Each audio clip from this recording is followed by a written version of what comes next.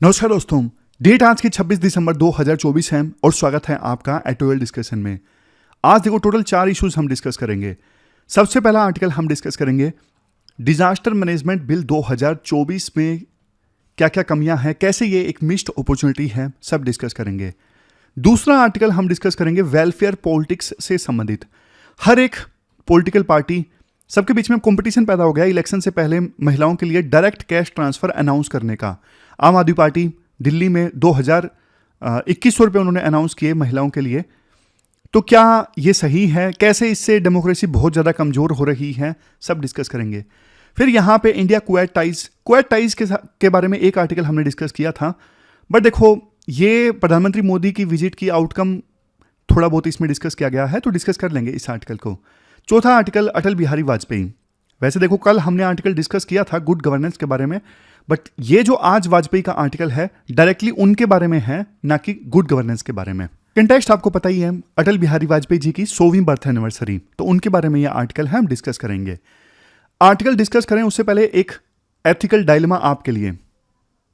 आप देखो एक डिस्ट्रिक्ट के ना सीएमओ हो, जहां पे ना बड़े स्केल पे वाटर बोर्न डिजीज का आउटब्रेक देखने को मिल रहा है, मतलब बहुत ज्यादा केसेस सामने आ रहे हैं वाटर बोर्न डिजीज के। अब डिस्ट्रिक्ट देखो थोड़ा पिछड़ा हुआ है और वैसे सोशो इकोनॉमिकली काफ़ी ज़्यादा डाइवर्स है। अर्बन एरियाज़ में हेल्थ केयर फैसिलिटी थोड़ी अच्छी है as comparison to rural area. वहाँ पे ट्राइबल लोग ज़्यादा रहते हैं, वहाँ पे मेडिकल फैसिलिटीज़ अच्छी नहीं है। तो ऐसी सिचुएशन में ना सरकार ने एसेंशियल मेडिसिन की सप्लाई की है डिस्ट्रिक्ट में, लेकिन कम, जितनी ज़रूरत है उतनी नहीं की। अब देखो अर्बन एरियाज वाले ये कह रहे हैं कि हमारी पॉपुलेशन रूरल एरिया के बराबर है, 50% है, तो आप हमें 50% मेडिसिन दीजिए। लेकिन आप सीएमओ हो, आपको पता है कि शहरों में तो प्राइवेट हेल्थ केयर फैसिलिटीज भी हैं, बट जो रूरल एरियाज हैं जहां पे ट्राइबल रीजन्स हैं वो ऑलरेडी काफ़ी ज़्यादा वल्नरेबल हैं, ऑलरेडी वो पुअर सैनिटेशन की वजह से ज़्यादा प्रभावित हैं। Poor sanitation, malnutrition, limited health care facilities की वजह से वो ज़्यादा वल्नरेबल हैं, ज़्यादा प्रभावित हैं। तो क्या आप ट्राइबल एरियाज़ को 50% मेडिसिन दोगे या फिर ज़्यादा दोगे? तो ये जो एथिकल डायलेमा है ना, ये देखो इक्विटी वर्सेस इक्वालिटी का डायलेमा है। इक्विटी मतलब जिसको ज़्यादा जरूरत है उसको ज़्यादा दो, जैसे रिजर्वेशन है। रिजर्वेशन एक एग्जांपल है इक्विटी का, इक्वालिटी का एग्जांपल नहीं है रिजर्वेशन, इक्विटी का एग्जांपल है। जो ज़्यादा डिसएडवांटेज्ड है उनके लिए अलग से कोटे की प्रोविजन किया गया है, कोटा का। तो आप बताओ, आप इक्वालिटी को ज़्यादा तवज्जो दोगे या फिर इक्विटी को? क्या स्टेप्स आप लोगे एज ए सीएमओ? कैसे आप इस डायलेमा से निकलोगे? आप कमेंट बॉक्स में बताइए। समझ गए? तो अब चलिए डिस्कशन स्टार्ट करते हैं। हमारी आज के डिस्कशन में पहला important article disaster management bill 2024 से संबंधित है। आपने सिलेबस में जीएस पेपर 3 के इस टॉपिक से आर्टिकल को रिलेट कर सकते हो। देखो 2004 में ना सुनामी लहरें आई थी इंडियन ओशन में, जिसकी वजह से कई सारे देशों को नुकसान हुआ, जान माल का नुकसान हुआ, बहुत सारी जानें गई, बहुत इंफ्रास्ट्रक्चर को नुकसान हुआ। हमारे देश में पर्टिकुलरली नुकसान हुआ तमिलनाडु और अंडमान निकोबार को। तो उसके बाद ना सरकार ने ये सोचा कि यार एक कॉम्प्रिहेंसिव फ्रेमवर्क की हमें आवश्यकता है अगर डिजास्टर आ जाती है तो उससे निपटने के लिए।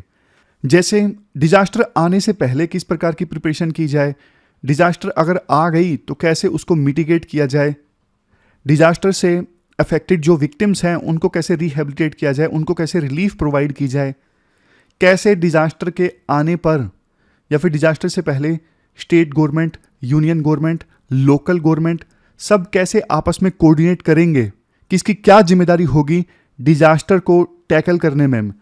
तो इन सब को जगह दी गई 2005 के डिजास्टर मैनेजमेंट एक्ट में।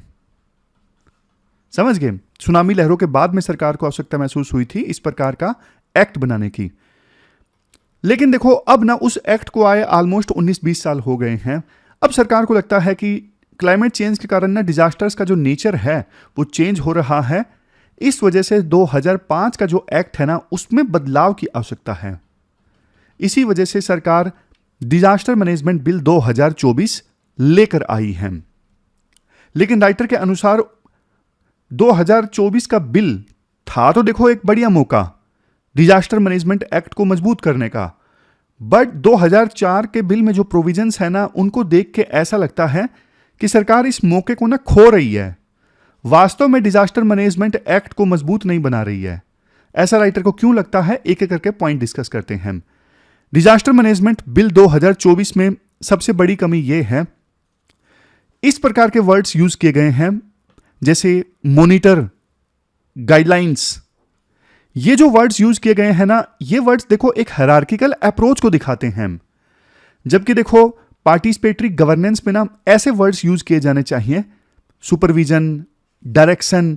अगर ये वर्ड्स यूज किए होते तो ज्यादा बढ़िया होता। इससे अलग अलग टीयर ऑफ गवर्नमेंट है ना, उनके बीच में ट्रस्ट पैदा होता और कोलैबोरेशन ज्यादा अच्छे से होती।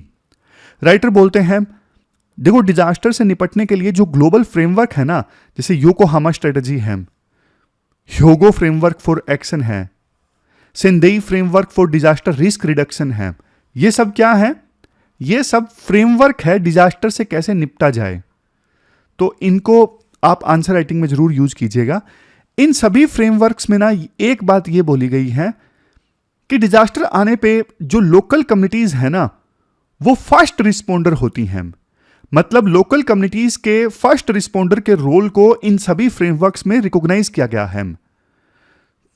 तो इस वजह से देखो राइटर ये बोलते हैं, अगर लोकल कम्युनिटीज के विजडम को, लोकल कम्युनिटीज की कैपेबिलिटी को हम इग्नोर करते हैं डिजास्टर से निपटने में, तो इसका मतलब फिर वो बिल सही नहीं है, वो बिल जो है वो इनएफिशिएंट है। तो ये है पहला पॉइंट। वैसे देखो एग्जांपल भी देते हैं राइटर, जैसे देखो केरला फ्लड्स आई थी 2018 में। सबसे पहले लोकल रिस्पोंडर्स कौन थे? सबसे पहले लोकल रिस्पोंडर्स थे विलेजर्स, जिन्होंने देखो लोगों को रेस्क्यू करना स्टार्ट किया। तब तक तो फॉर्मल अथॉरिटीज वहां पे पहुंची भी नहीं थी, समझ गए? तो इसके बाद आता है दूसरा पॉइंट। दूसरे पॉइंट में राइटर ये बोलते हैं, ये जो डिजास्टर मैनेजमेंट बिल 2024 है ना, ये देखो इंटरसेक्शनल डिस्क्रिमिनेशन पे साइलेंट है। इंटरसेक्शनल डिस्क्रिमिनेशन मतलब जैसे एलजीबीटी कम्युनिटी है। अब देखो वो लोग जो रेस्क्यू कर रहे हैं, उनकी ना एक काइंड ऑफ नफरत हो सकती है एलजीबीटी कम्युनिटी के प्रति, तो उनको वो प्रायोरिटी नहीं दे सकते रेस्क्यू करने में। मतलब सोसाइटी में जो डिस्क्रिमिनेशन होता है ना कुछ सेक्शंस के साथ में, डिजास्टर मैनेजमेंट बिल ऐसा होना चाहिए कि उस चीज को, उस डिस्क्रिमिनेशन को रिकॉग्नाइज करे, ताकि रेस्क्यू करते वक्त वो डिस्क्रिमिनेशन एक्नॉलेज करके उचित स्टेप्स लिए जा सकें। जैसे महिलाएं हैं, डिसेबल्ड इंडिविजुअल्स हैं, या फिर मार्जिनलाइज्ड कास्ट के लोग हैं, इन सब के देखो यूनिक चैलेंजेस हैं। तो इन चैलेंजेस को एड्रेस करना जरूरी है डिजास्टर मैनेजमेंट बिल 2024 में, समझ गए? फिर आता है तीसरा पॉइंट। तीसरे पॉइंट में ये रहा इंटरसेक्शनल डिस्क्रिमिनेशन वाला हमने एड्रेस कर दिया। अब आता है तीसरा पॉइंट। तीसरा जो पॉइंट है वो है डिस्ट्रिक्ट अथॉरिटीज के परफॉर्मेंस इवैल्यूएशन का कोई प्रोविजन डिजास्टर मैनेजमेंट बिल 2024 में नहीं किया गया है। देखो डिजास्टर के समय अगर ऑफिशियल्स की अकाउंटेबिलिटी फिक्स नहीं होगी ना, तो फिर वो ठीक से काम नहीं करेंगे, फिर वो ना ड्यूटी से बचने की कोशिश करते हैं और फोकस शिफ्ट हो जाता है फिलैंथ्रोपिक एफर्ट्स पर। देखो मानवता की भलाई के लिए डिजास्टर आने पर हर तरफ से मदद आती है, बट जो अथॉरिटीज हैं, फॉर एग्जांपल डिस्ट्रिक्ट अथॉरिटीज, उनकी तो ये ड्यूटी है, वो मानवता के नाते ये नहीं करते। उनका ये काम है डिजास्टर आने पर एकदम से एक्शन में आना, लोगों की जान बचाना, ये उनका काम है। वो मानवता के नाते ऐसा नहीं करते। तो इस वजह से डिस्ट्रिक्ट अथॉरिटीज या फिर जो भी अथॉरिटीज काम करती है ना डिजास्टर मैनेजमेंट के दौरान, उनकी परफॉर्मेंस का इवैल्यूएशन जरूरी है। फिर आता है नेक्स्ट पॉइंट। नेक्स्ट पॉइंट में राइटर ये बोलते हैं, चौथे पॉइंट में, बिल में ना लॉ एंड ऑर्डर इशू को ना एक्सप्लिसिटली यानी साफ साफ एक्सक्लूड कर दिया गया है। बट देखो दूसरी तरफ state director generals of police यानी स्टेट डीजीपीज को डिजास्टर मैनेज करने के लिए जो स्टेट एग्जीक्यूटिव कमेटी है ना, स्टेट डीजीपीज को उस कमेटी में जगह जरूर दी गई है। तो ये कॉन्ट्राडिक्शन है। ये कॉन्ट्राडिक्शन देखो कंफ्यूजन क्रिएट करता है। डिजास्टर आने पे पुलिस का रोल क्या होगा, लॉ एंड ऑर्डर कौन संभालेगा, तो ऐसी कंफ्यूजन नहीं होनी चाहिए। फिर आता है नेक्स्ट पॉइंट। देखो 2005 का जो एक्ट है ना, उसमें देखो सेक्शन 12 और सेक्शन 13 में ना डिजास्टर विक्टिम्स के लिए ना मिनिमम स्टैंडर्ड ऑफ रिलीफ की बात की गई है। जैसे डिजास्टर विक्टिम्स के लिए लोन रीपे करने में थोड़ा रिलीफ किया जाएगा क्योंकि वो डिजास्टर ने उनको प्रभावित किया है, तो लोन रीपेमेंट में उनको रिलीफ की बात की गई है 2005 के एक्ट के सेक्शन 12 और 13 में। सिमिलरली देखो सेक्शन 19 जो है वो ये बोलता है कि स्टेट गवर्नमेंट रिलीफ देते वक्त ना मिनिमम स्टैंडर्ड ऑफ रिलीफ की गाइडलाइंस को फॉलो करेंगे। बट देखो इन सेक्शंस को ना हटा दिया गया है 2024 के डिजास्टर मैनेजमेंट बिल में। इन सेक्शंस को हटाया गया है ना, इनमें अच्छे अच्छे प्रोविजंस थे, जैसे स्पेशल प्रोविजंस विडोज के लिए, ऑर्फन्स के लिए, अनाथ लोगों के लिए, विधवाओं के लिए और होमलेस लोगों के लिए। तो ये सब प्रोविजंस अब हट गए हैं और इनको रिप्लेस भी नहीं किया गया है किसी दूसरे बिल से, दूसरे प्रोविजन से। फिर आता है नेक्स्ट पॉइंट। बिल में देखो डिजास्टर के बाद एनिमल्स की डेथ या फिर उससे प्रिपेयर होने के लिए कोई प्रोविजन नहीं किया गया है।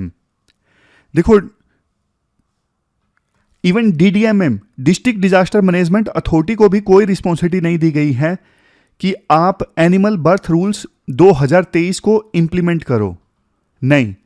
जबकि देखो करना चाहिए, क्योंकि जब जैसे फ्लड आ गई, कोई और डिजास्टर आ गई, तो उसमें ना बहुत सारे एनिमल्स मारे जाते हैं। अब बहुत सारे एनिमल्स मारे जाते हैं ना, इससे देखो जिन लोगों के वो एनिमल्स थे उनको तो डायरेक्टली नुकसान होता ही है, लेकिन मरे हुए जो एनिमल्स होते हैं ना, वो काफ़ी तरह की बीमारियां फिर फैला सकते हैं। खास करके जूनोटिक डिजीज का जो खतरा है वो बढ़ जाता है। तो इस वजह से डिजास्टर मैनेजमेंट बिल में ना एनिमल्स की डेथ से निपटने के लिए क्या किया जाएगा, डिस्ट्रिक्ट मैनेजमेंट अथॉरिटी क्या करेगी, वो सब भी मेंशन करना चाहिए था। फिर राइटर बोलते हैं नेक्स्ट क्रिटिसिज्म। बिल में ना एक नई अथॉरिटी बनाने का प्रोविजन किया गया है, urban disaster management authority. Urban disaster management authority. Writer बोलते हैं देखो अर्बन एरियाज में तो ऑलरेडी म्युनिसिपल कॉरपोरेशन होती है ना। म्युनिसिपल कॉरपोरेशन तो सारा काम देखती है, land, building, builder, property taxation, सबको ये म्युनिसिपल कॉरपोरेशन कंट्रोल करती है। और काफ़ी बार तो देखो फ्लडिंग जो आती है, अर्बन फ्लडिंग, वो इन्हीं की कमी की वजह से आती है। एक्वीफायर्स के ऊपर एंक्रोचमेंट हो जाता है, वाटर बॉडीज के ऊपर, सिटी फॉरेस्ट, रिवर बेड्स और मार्केट के ऊपर एंक्रोचमेंट आ जाता है, जिससे फ्लड आती है। तो सबसे पहले तो ना ये एंक्रोचमेंट हटाना होगा, और ये काम म्युनिसिपल कॉरपोरेशन ज़्यादा अच्छे से कर सकती है, तभी डिजास्टर से निपटने में ज़्यादा अच्छी प्रिपरेशन होगी। तो बजाय इसके एक नई अथॉरिटी बनाई जाए, म्युनिसिपल कॉरपोरेशन की ही अकाउंटेबिलिटी फिक्स की जाती तो ज़्यादा बढ़िया होता। फिर आता है लास्ट पॉइंट। लास्ट पॉइंट में राइटर बोलते हैं साउथ एशियन कंट्रीज का ना बॉर्डर काफ़ी ज़्यादा पोरस है, और डिजास्टर जब आती है ना बॉर्डर देख के नहीं आती। तो रीजनल और कोलैबोरेशन का प्रोविजन होना चाहिए था, जैसे सार्क है, बिम्स्टेक है, ब्रिक्स है, इनके थ्रू कोई ना कोई प्रोविजन होना चाहिए था, लेकिन नहीं है। वैसे देखो 2011 का ना 2011 का एक सार्क का एग्रीमेंट है, agreement on rapid response to natural disasters. ये एक अच्छा प्रेसिडेंट सेट करता है साउथ एशियन कंट्रीज में डिजास्टर के कोऑपरेशन को लेके, बट इसे भी बिल में जगह नहीं दी गई है। ये देखो जिसकी बात मैं अभी कर रहा था। तो कुल मिला के देखो राइटर ये बोलना चाहते हैं 2024 का ये बिल जो है ना एक मिस्ड अपॉर्चुनिटी है। अच्छा बिल सरकार ला सकती थी 2005 के डिजास्टर मैनेजमेंट एक्ट को मजबूत करने के लिए, बट अफसोसजनक बात यह है बिल में काफी सारी कमियां हैं। इसके बाद नेक्स्ट आर्टिकल वेलफेयर पॉलिटिक्स से संबंधित है। अपना सिलेबस में जीएस पेपर सेकंड के इस टॉपिक से आर्टिकल को रिलेट कर सकते हो। क्या कंटेस्ट है आजकल? देखो विभिन्न पॉलिटिकल पार्टीज के बीच में ना महिलाओं के लिए डायरेक्ट कैश ट्रांसफर करने की ना एक होड़ सी लग गई है, कंपटीशन स्टार्ट हो गया है। सबसे पहले कांग्रेस पार्टी ने इलेक्शन गारंटी दी थी कांग्रेस पार्टी ने बोला था 2019 के इलेक्शन में कि अगर हम सत्ता में आए तो हर एक परिवार को कुछ 8,000 समथिंग या 6,000 जो भी था उनका अमाउंट था वो हर एक परिवार को देंगे, डायरेक्टली कैश देंगे। इसके बाद तो देखो अलग अलग पॉलिटिकल पार्टीज के बीच में ना एक कंपटीशन स्टार्ट हो गया कि हम भी डायरेक्ट कैश ट्रांसफर करेंगे, और उनको इसका रिजल्ट भी समझ में आ गया कि फायदा हो रहा है तो करो लॉन्च। मध्य प्रदेश में शिवराज सिंह मुख्यमंत्री थे, शिवराज सिंह चौहान, लाडली बहना स्कीम लॉन्च की गई, अच्छा रिजल्ट सामने आया, बीजेपी की वापसी हुई। महाराष्ट्र में भी जो ये अलायंस था एकनाथ शिंदे वाली शिवसेना, बीजेपी, अजीत पवार, इस अलायंस ने ना लड़की बहन स्कीम चलाई, अच्छा रिजल्ट सामने आया, ये फिर से सत्ता में आ गए।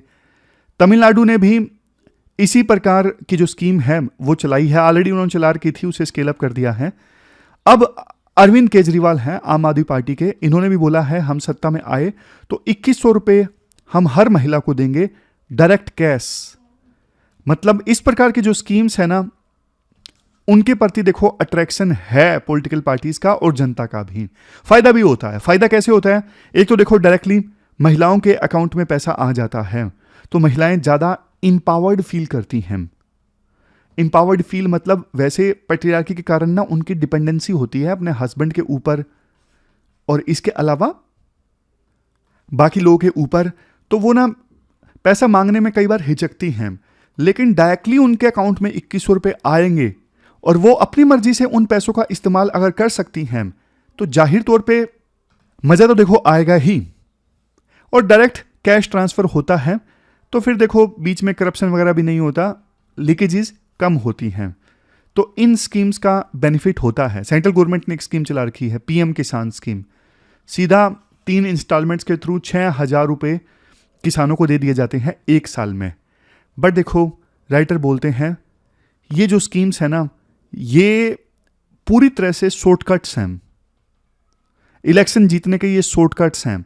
एक सरकार की क्या जिम्मेदारी होती है? एक सरकार की जिम्मेदारी होती है आप health outcome, education outcome improve करो, आप एम्प्लॉयमेंट के अवसर पैदा करो। एक सरकार की जिम्मेदारी होती है आप इंफ्रास्ट्रक्चर डेवलप करो। लेकिन जब कोई सरकार ये सारे काम नहीं कर पाती तो वो क्या करती हैं? उनको शॉर्टकट दिखता है, डायरेक्टली कैश दे दो, जनता खुश, और क्या चाहिए। लेकिन देखो जब सरकार डायरेक्टली कैश देती है ना तो इसका मतलब वो अपने जो उनके मेन काम है ना उन सब कामों में फेल हो गई है। आप एग्जांपल ले लीजिए महाराष्ट्र का, मध्य प्रदेश का। महाराष्ट्र और मध्य प्रदेश दोनों ऐसे राज्य हैं जहां पे एम्प्लॉयमेंट में स्टैग्नेशन है, ज्यादा एम्प्लॉयमेंट के अवसर नहीं पैदा हो रहे हैं। महाराष्ट्र जो भारत का मोस्ट इंडस्ट्रियलाइज्ड और मोस्ट अर्बनाइज्ड स्टेट है, वहां पे भी इकोनॉमिक ग्रोथ अब ज्यादा नहीं बढ़ पा रही है और पिछले दशकों के अपेक्षाकृत रोजगार के अवसर ज्यादा नहीं बढ़ पा रहे हैं। लेकिन देखो ये आज की डेमोक्रेसी का ना सबसे बड़ा ड्रॉबैक है। ड्रॉबैक क्यों है? क्योंकि देखो जनता भी इसी चीज को पसंद करती है। आम आदमी पार्टी है, आम आदमी पार्टी ने ना शुरू में हाईलाइट किया कौन सी चीजों को? शुरू में इन्होंने हाईलाइट किया ऐसी चीजों को जैसे मोहल्ला क्लिनिक, दिल्ली का एजुकेशनल मॉडल। लेकिन बाद में इनको भी समझ में आ गया कि जनता क्या चाहती है, जनता चाहती है डायरेक्ट कैश। तो इसलिए सभी पॉलिटिकल पार्टीज इन्हीं स्कीम्स पे तवज्जो कर रहे हैं, फोकस कर रहे हैं। अब आप एक बात बताओ, सरकार की तो अकाउंटेबिलिटी फिक्स होगी नहीं ना। 5 साल में किस सरकार ने कितना काम किया, बस इस चीज को जज किया जाएगा कि हमने ज्यादा पैसे दिए, दूसरी पार्टी बोलेगी हमने ज्यादा पैसे दिए। अरे भाई आपने काम कैसे किया? आप राज्य को कहां पे लेके गए? आपने इंफ्रास्ट्रक्चर कैसे इंप्रूव किया? आपने कितने रोजगार के अवसर पैदा किए? कोई नहीं पूछेगा, सिर्फ ज्यादा पैसे किसने दिए, सिर्फ इसी जज पे लोग, इसी बेस पे लोग वोट करेंगे।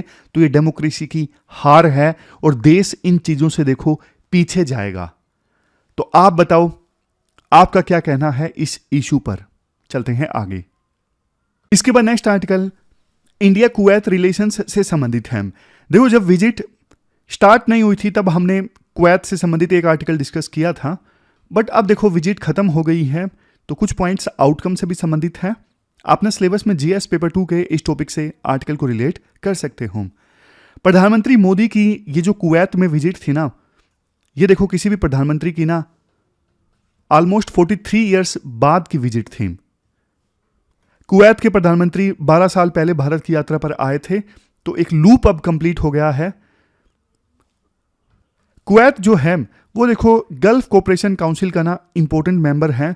5 लाख भारतीय वहां पे काम करते हैं, रेमिटेंस वापस इंडिया में भेजते हैं और उस रेमिटेंस का देश की इकोनॉमी में कंट्रीब्यूशन रहता है। अगर देखो इतिहास की बात करें तो देखो कुवैत और इंडिया के टाइज की, कुवैत और इंडिया के रिश्तों की जो जड़ें हैं ना बहुत ज़्यादा पुरानी हैं और ये जड़ें मजबूत हुई ट्रेड और ट्रैवल के रूट से। जब देखो ब्रिटिशर्स हमारे देश में रूल कर रहे थे ना, तो उस समय कुवैत का जो पोर्ट था ना हमारे लिए एक ऐसा पोर्ट था जो इंडिया के वेस्ट एशिया ट्रेड के लिए ना बहुत ज़्यादा इंपॉर्टेंट था। इवन देखो 1961 तक ना कुवैत के जो एलिट्स थे ना, जो अमीर लोग थे, उनके घर इंडिया में हुए करते थे। और जब कुवैत ने आज़ादी हासिल की तो उस समय उनकी करेंसी जानते हो क्या थी? Indian rupee. तो इतने मजबूत हिस्टोरिकल टाइज हैं। आज दोनों देशों के बीच में जो बायलैटरल ट्रेड है वो $10 बिलियन के आसपास है। कुवैत इतना छोटा देश है, उस लिहाज से देखें तो $10 बिलियन एक बहुत बड़ी रकम है। देश छोटा है ना। कुवैत इंडिया का 6th largest crude oil supplier है और चौथा सबसे बड़ा LPG सप्लायर है। मतलब हमारे देश की 3% जो एनर्जी नीड्स है ना उनको कुवैत ही पूरा करता है। तो इस प्रकार से देखो हम ये कह सकते हैं पीपल टू पीपल टाइज और इकोनॉमिक टाइज तो इंडिया और कुवैत के बीच में काफी ज्यादा स्ट्रॉन्ग बने, बट देखो डिफेंस कोऑपरेशन में ना उतना ज्यादा फोकस नहीं हो पाया। और इसका एक रीजन पहले भी मैंने आपको बताया था, सद्दाम हुसैन ने अटैक किया था कुवैत के ऊपर और इंडिया ने ना उस समय सद्दाम हुसैन को क्रिटिसाइज नहीं किया था क्योंकि इंडिया के इराक के साथ रिलेशन अच्छे थे, जिस वजह से ना कुवैत और इंडिया के रिलेशंस में ना दरार आ गई। बट अब देखो वो घटना बहुत पुरानी हो चुकी है। अब सद्दाम हुसैन गया, इराक में अलग सिचुएशन है, गल्फ कंट्रीज के साथ में इंक्लूडिंग UAE, सऊदी अरेबिया, इनके साथ में इंडिया के रिलेशन बहुत अच्छे हैं आज के समय में। तो ये उस समय सद्दाम हुसैन के अटैक की वजह से जो गैप पैदा हो गया था ना, वो गैप अब वैसे तो मिट चुका है, बट प्रधानमंत्री मोदी की विजिट ने ना जो एक डिफेंस कोऑपरेशन में गैप था, उस गैप को प्रधानमंत्री मोदी ने फिल करने की कोशिश की है। अब कुवैत के साथ भारत ने स्ट्रेटेजिक पार्टनरशिप एग्रीमेंट साइन किया और कुवैत ने ना प्रधानमंत्री मोदी को कुवैत का हाईएस्ट ऑनर दिया जो कि है ऑर्डर ऑफ मुबारक अल कबीर। दोनों देशों ने एक MOU साइन किया कि डिफेंस कोऑपरेशन को और ज़्यादा इंस्टीट्यूशनलाइज किया जाएगा, जॉइंट एक्सरसाइजेज, हथियारों का खरीद फरोख्त, उन सब के माध्यम से। राइटर बोलते हैं देखो ये जो विजिट थी ना प्रधानमंत्री मोदी की बहुत इंपॉर्टेंट समय पे हुई थी, क्योंकि आप देख लीजिए गजा में इजराइल अटैक कर रहा है, लेबनान और येमेन भी, वहाँ पे भी इंस्टेबिलिटी बहुत ज़्यादा है। असद रजीम सीरिया से जा चुका है, इस्लामिस्ट जो रेडिकल्स हैं अब उनका खतरा है, वो दूसरे देशों में भी सत्ता हासिल करने की कोशिश कर सकते हैं सीरिया की तरह। और इन सब चीज़ों की वजह से ना वेस्ट एशिया के लिए कुछ इंपॉर्टेंट इनिशिएटिव्स वो खतरे में हैं, जैसे I2U2 में क्या है, इजराइल, इंडिया और UAE, US, 4 देशों का ये ग्रुप है I2U2, ये और India middle east Europe economic corridor, ये दोनों अच्छे इनिशिएटिव्स हैं, बट खतरा में है क्योंकि वेस्ट एशिया में इंस्टेबिलिटी है।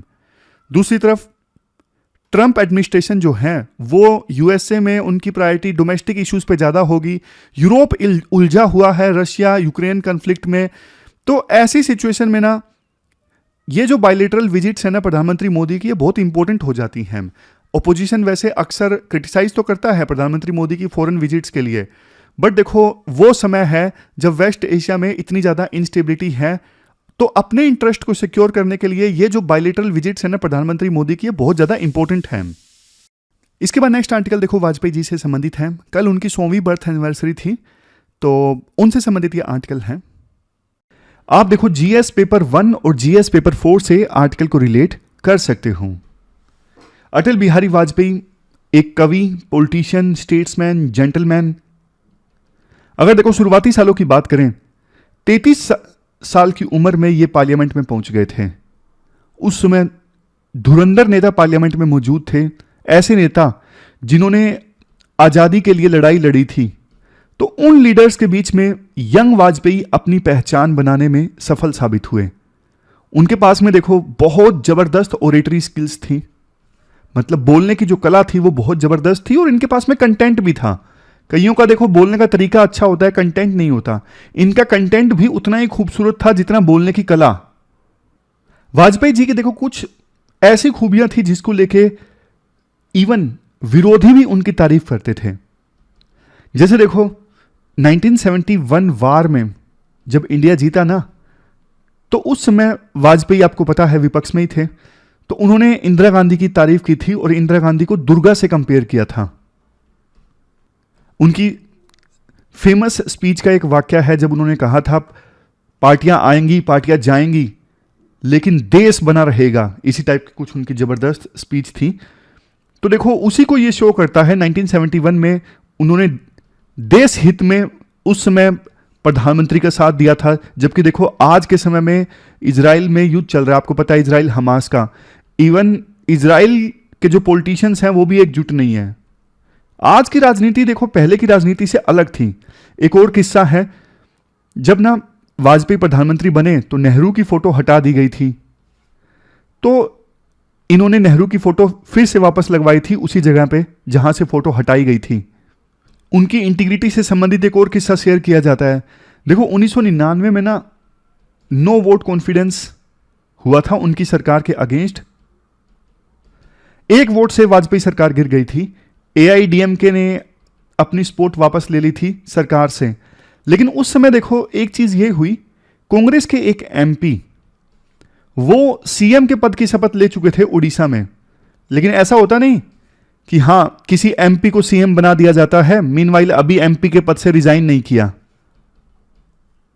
तो ऐसे ही एक एमपी थे गिरधर गोमनगो, वो पहले एमपी थे, उनको बाद में उड़ीसा का सीएम बना दिया गया। हालांकि सीएम बनने के बाद भी उन्होंने अभी अपनी एमपी की सीट नहीं छोड़ी थी।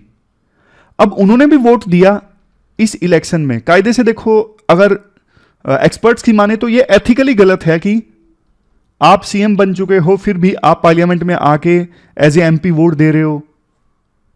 उस समय जब सरकार गिरी एक वोट से, तो विपक्ष भी कोई विकल्प नहीं प्रेजेंट कर सका। तो दोबारा इलेक्शन हुए 1999 में और वाजपेयी फिर से प्रधानमंत्री बने। उन्होंने देखो कई मौकों पे डिसाइसिव लीडरशिप शो करी, जैसे पोखरान सेकंड न्यूक्लियर एक्सपेरिमेंट हुआ पोखरान में, कारगिल वार, दोनों मौकों पर ना वाजपेयी के ऊपर में ना इंटरनेशनल प्रेशर काफी ज्यादा था।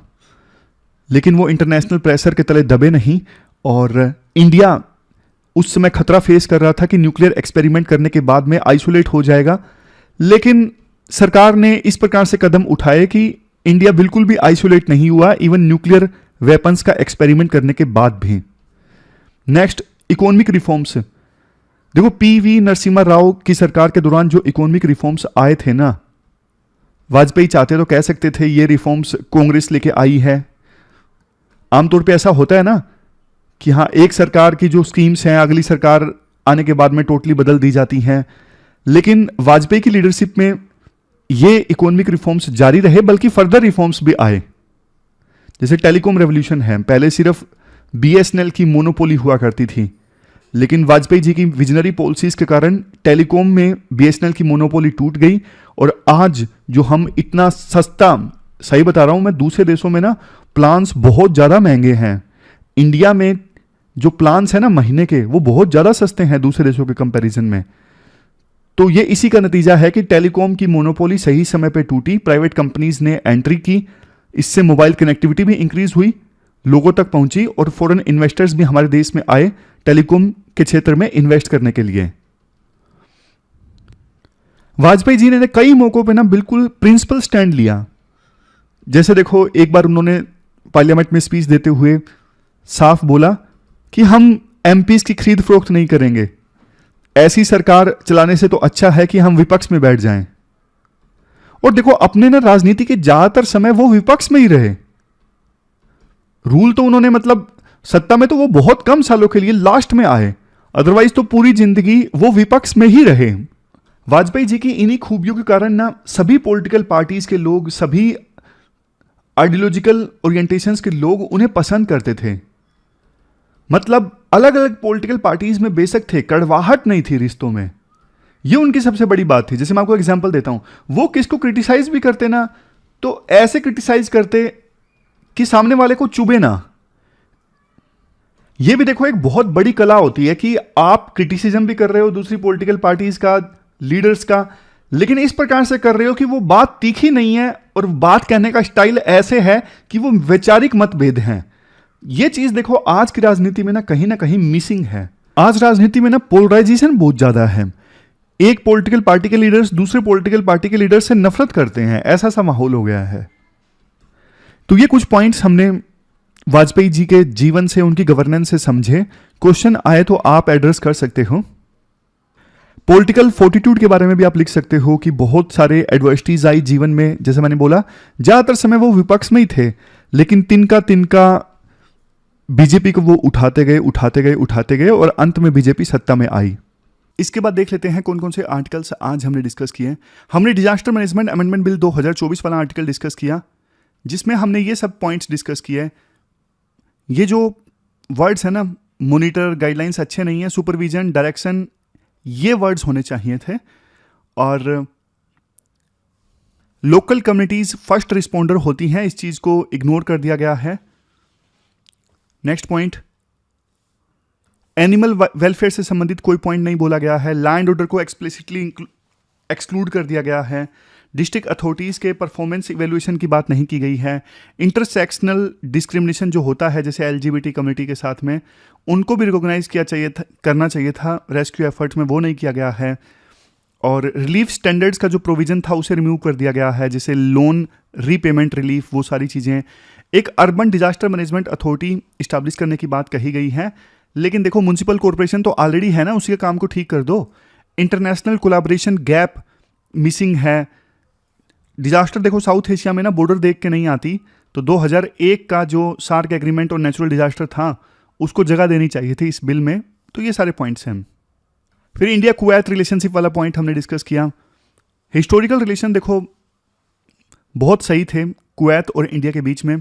कुवैत के जो एलिट्स थे उनके घर मुंबई में थे। इंडिया के ब्रिटिश इंडिया के समय वेस्ट एशिया ट्रेड रूट्स में कुवैत आता था, तो इंपॉर्टेंट पोर्ट था, इंडिया के लिए इंपॉर्टेंट था। आज के समय में $10 बिलियन का ट्रेड होता है, जो काफ़ी इंपॉर्टेंट है।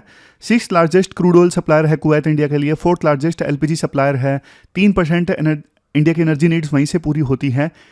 पीपल टू पीपल टाइज अच्छे हैं। 5 लाख भारतीय वहाँ पे काम करते हैं, लेकिन डिफेंस कोऑपरेशन की कमी थी और इसके लिए एक MOU इस बार साइन हुआ है। हाईएस्ट ऑनर कुवैत ने प्रधानमंत्री मोदी को दिया है। और विजिट ऐसे समय में हुई जब वेस्ट एशिया में काफ़ी इंस्टेबिलिटी है, इंडिया के इंटरेस्ट भी खतरे में हैं, जैसे I2, U2 और IMEC, ये जो इनिशिएटिव्स हैं वो खतरे में हैं। तो ऐसी बायलैटरल विजिट बहुत ज़्यादा इंपॉर्टेंट थी और सही समय पे ये विजिट आई।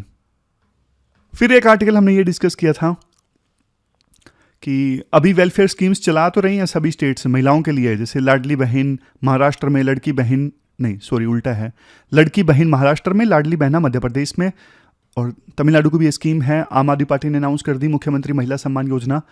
इन महिलाओं के लिए डायरेक्ट स्कीम से फायदा तो देखो होता है, महिलाओं का इंपावरमेंट होता है, महिलाएं ज़्यादा कॉन्फिडेंट फील करती हैं, अपनी मर्जी से पैसा खर्च कर पाती हैं। बट देखो गवर्नेंस का ये स्कीम सॉल्यूशन नहीं है। गवर्नेंस का फोकस होना चाहिए एम्प्लॉयमेंट जनरेशन पे, इंफ्रास्ट्रक्चर डेवलपमेंट पे, हेल्थ आउटकम इंप्रूव करने पे और एजुकेशन आउटकम इंप्रूव करने पे। लेकिन असल में देखो डेमोक्रेसी कमज़ोर होती है इन स्कीम से, क्योंकि लोग ना फिर इन स्कीम्स के बेस पे पार्टीज को जज करना स्टार्ट कर देते हैं और जज नहीं करते किसके बेस पे, गवर्नेंस के ट्रैक रिकॉर्ड के आधार पर। अब मध्य प्रदेश महाराष्ट्र का सिचुएशन बताई गई है, खराब है, एम्प्लॉयमेंट के ज़्यादा अवसर पैदा नहीं हो रहे हैं, लेकिन स्कीम चलाई, लोग खुश। लास्ट में देखो ये क्वेश्चन आपको अटेम्प्ट करना है, 250 वर्ड्स में आपको इस क्वेश्चन का आंसर देना है। 15 मार्क्स का ये क्वेश्चन है डिजास्टर मैनेजमेंट अमेंडमेंट बिल से संबंधित। तो ये थी हमारी आज की डिस्कशन। कल मिलते हैं फिर से एक नई डिस्कशन के साथ। तब तक आप अपना ख्याल रखिए, अच्छे से पढ़िए। Thank you very much for discussion.